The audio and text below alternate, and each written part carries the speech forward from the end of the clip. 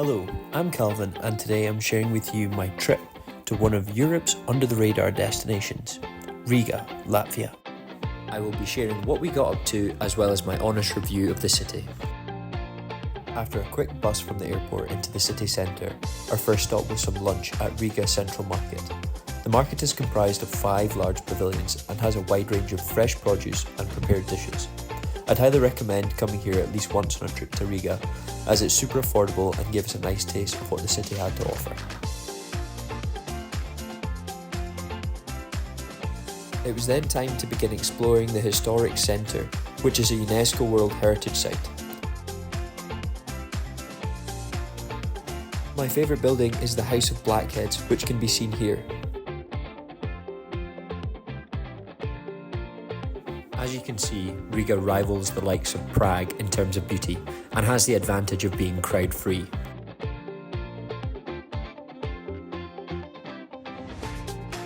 As this was a lad's trip, it was time to enjoy some cheap Aperol spritz. We got these during happy hour and they were only €5.50 each. Next, we visited the National Library across the Daugava River for this stunning display and some incredible views of the city.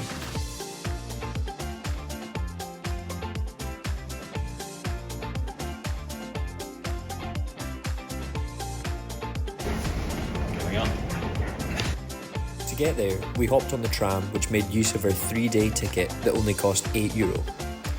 The library was free to enter.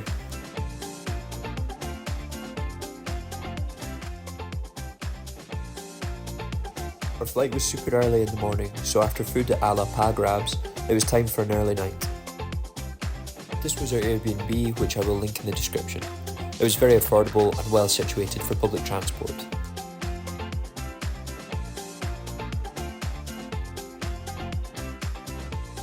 We started our second day with some pastries, then a wander over to the Art Nouveau district of the city.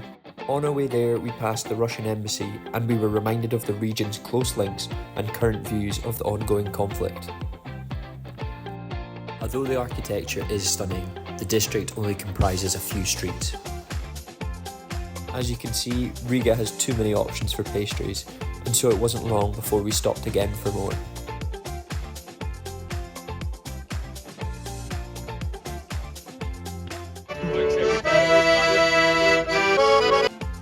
Although I enjoyed the trip, I did find the locals not to be the most friendly.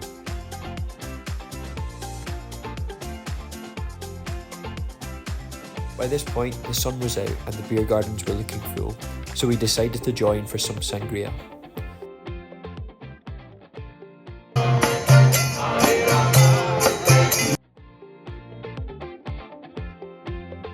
After our pit stop, we headed to St. Peter's Church for incredible panoramic views of the city.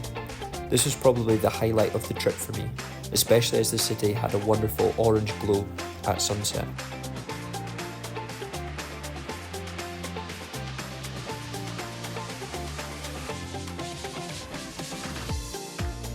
Before we hit the pubs and some late night food, we wandered past this 3,000-year-old oak trunk. Our last day began with a trip to Lido, which is a cafeteria-style chain with local, affordable options. The city centre isn't the biggest, which led us to wandering around some more. We stayed 3 full days and I fully exhausted the city after 2. If I were to come again, I would include it in a multi-destination trip and I would stay for less time. Our last food stop was the most romantic cafe in Riga, where we got some delicious honey cake.